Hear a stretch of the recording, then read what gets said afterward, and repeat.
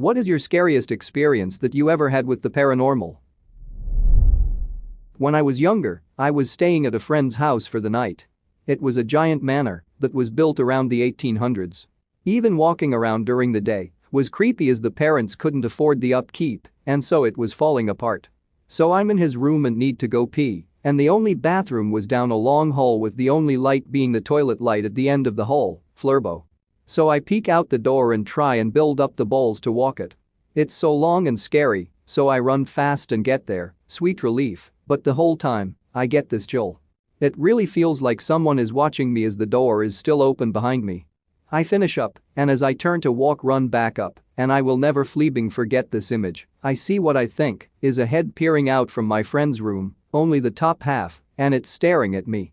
I see old weary gray hair, it was definitely an old man. I stand there for a second, and as soon as I blink, it's gone and then I hear a loud creak, as if whatever I saw was moving back into the room. I spent 3 hours in the bathroom, door closed, with the plan to leg it back to his room when it was bright. Most definitely my imagination, but Jesus, my heart was pounding. There is no other response I've ever felt mentally than when I saw that head. I told my friend, and he just states it was probably his late grandfather. He's seen him sometimes in his room. Thanks, man. I grew up in a haunted house, so spooky things happened all the time, and the absolute scariest thing that ever happened, unfortunately, happened about once a week. If you were sitting in our living room, you could see straight down our hallway to my bedroom door. It was pretty dark at the end of the hall, but you could usually make out my doorway and the doors on either side and the pictures and things hanging on the wall. When the dark came, however, it was like someone dropped a black curtain over the end of the hall. You could still see about halfway down the hall, but beyond that, you might as well be looking into a black hole. When the dark came, it was always accompanied by this intense, uncomfortable feeling of being watched.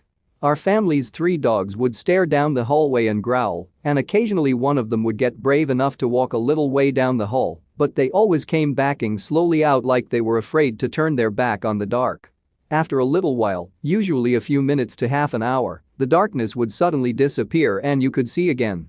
Sometimes, however, it would linger all night, and since nobody wanted to walk through the dark to get to the bedrooms, my whole family would be stuck in the living room all night.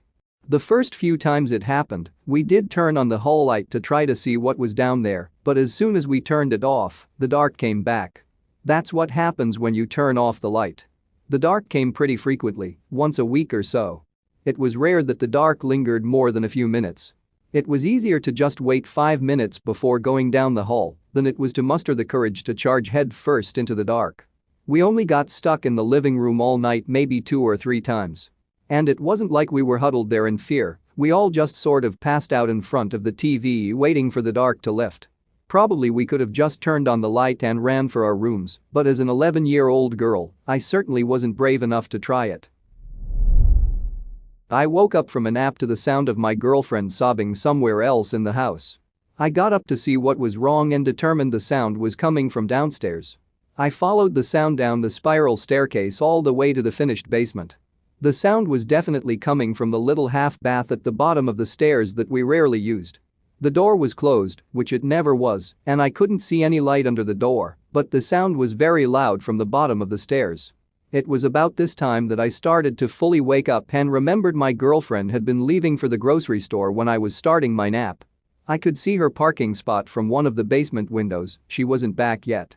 I called her name, and the sobbing instantly stopped. The bathroom was empty when I finally got the courage to check.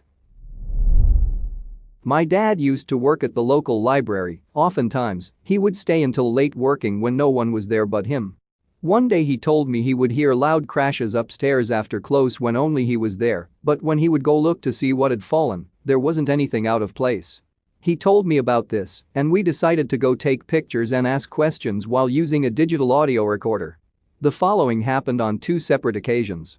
One night, while using the recorder, we asked the standard slew of questions and eventually headed home and listened back to the recording. At some point in the recording, a whisper could be heard saying, 1 and 1 is 2. I never knew what that meant, but it was just the 2 of us there, so I always assumed that's what the voice was referring to. On another night, we were sitting on the main floor in some chairs using the recorder and asking questions. One of the questions I asked was, "Do you like books?" Right after I finished asking the question, we heard an unusually large crash behind us. We were pretty unnerved and decided to just leave. This was a Saturday night, the library was closed on Sunday, so we went back to the library the next morning to see what had made the noise. A couple of rows of books behind where we had been sitting there was a book on the floor, laying open and face down. I picked the book up, and the first word on the page it was open to was our last name. The book also had the word murder in the title. We were sufficiently freaked out. My dad and I have always been interested in the paranormal. He has some good stories as well. The library he worked at used to be a train station. I had always assumed that the strange things that happened may have been related to that. In my late teens, I had nightmares quite frequently. That may not be the most accurate term, but it fits to me. They were semi-lucid dreams insofar as I knew I wasn't awake, but I couldn't control what was happening. The nightmares were always different experiences, but I had the same objective in each one: save as many people as I can from what's happening. People around me would be dying from a fire, or being shot, or a wild animal would be killing them, and I would have to sacrifice myself to try and save them. The thing was, there was always this thing in my dreams with me. Once it was a doctor with no face, another time it was a bear, I even remember it being the front door to a house once. Whatever it was, it always had the same foreign feeling. I don't think I created it in my mind, I honestly think it came in. It would always be in the wrong place at the wrong time and hinder my objective in the nightmare. This thing would ensure my nightmare took the worst turn possible, then I would get sacrificed in some way and die. I wouldn't wake up like you normally do when the bad thing gets you though. It would continue until I experienced my own death, pain included. Then I'd stand up, as a ghost maybe. I still don't quite understand how or why, and just have an overwhelming need to scratch myself somewhere. I'd claw at my leg or back or face, and the dream would end shortly after that. The next morning, I'd wake up to scratch marks on my body where I scratched myself in the dream. It always freaked me out, but then the dreams went away. Then one night, I had a really bad one. I couldn't die, I couldn't scratch itch, and I was getting afraid. My wife, girlfriend at the time, tried waking me up. She says I wouldn't wake up, but I was crying. I vividly remember her waking me up and me being unable to move with a giant shadow looming over our bed. I don't think I'll ever forget feeling that helpless. I told her about it the next morning and came clean about the scratches, she had asked about them before. After that night though, I didn't have the nightmares anymore. They just went away. Last year, I found out my wife had talked to the father at her church who agreed to come to our apartment and bless the place. I guess he spent 45 minutes in the bedroom, and she said she had an uneasy feeling the whole time. I can't say it was paranormal and not just my imagination and me scratching myself in my sleep, but the piece that just bugs me so much is him blessing our place without my knowledge and the nightmares going away after that. I'm not exactly a religious man, but what the actual flurbo. I'm shaking now and need to stop writing. I was staying the night at a friend's house when I was about 13. We were watching The Shining with her older sister and another friend when I saw a black figure in my peripheral vision. I turned my head all the way to the right and watched the solid black figure in the shape of a man wearing a cowboy hat walk from one side of the house to the other. I didn't say anything to my friend when it happened. I thought maybe my mind was just playing tricks on me because the movie was scary. After the movie, my friend's sister and others all left the house to stay elsewhere. My friend's parents were out of town. In the middle of the night, I woke up to someone stomping up the stairs towards the room we were sleeping in. We thought maybe her sister had just come home and ran upstairs to bed. We went to check and found no one. We heard the stomping a few more times and then a really loud bang on the wall. The wall between our bedroom and the outside of the house, on the second story. My friend looks me straight in the eyes and says, "Did you see the man earlier?" I swear no one else was home, and my friend was just as terrified as I was. We hid under the blankets and didn't come out until we could see sunlight. This isn't my only encounter with unexplained paranormal things happening. My dad's house when I was a kid was scary to say the least, haunted if you believe in that kind of thing. We used to see a man in a military uniform in the long hallway leading towards my brother's room. The security alarms would go off for no reason, like someone was opening and closing a door over and over again. And one time we had a decorative plate fly off a shelf and hit a mirror clear across the room. In high school, me and my friends started and ran a paranormal investigators club. We were lame, and it was mostly just an excuse to hang out. We did have a mild interest in ghosts, and our town school had plenty of urban legends to go off of. We didn't get permission from the school to have activities outside of campus, and we couldn't go in any buildings that had urban legends surrounding them. So we were stuck outside of buildings, on campus, at night.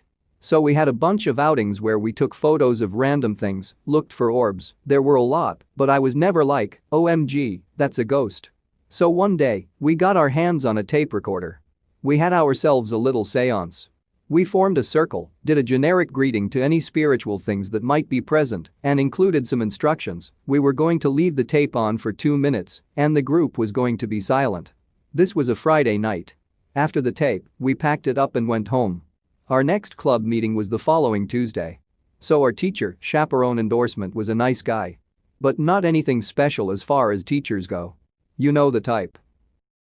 So we sit down and start talking, and the teacher tells us that we should probably listen to the tape. So, we fire it up. Everything is going exactly like we remembered.